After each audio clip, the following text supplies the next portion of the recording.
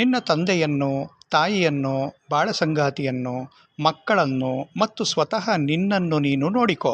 ಆದರೆ ಬೇರೆಯವರನ್ನು ಮೆಚ್ಚಿಸಲು ಹಾಗೂ ಎಲ್ಲವನ್ನೂ ಒಂದಾಗಿ ಇರಿಸುವುದು, ಸ್ವತಃ ತಾನಾಗಿ ತ್ಯಾಗ ಮಾಡುವುದು, ಇದೆಲ್ಲವೂ ಒಳ್ಳೆಯತನದ ಪ್ರಮಾಣಪತ್ರವಲ್ಲ.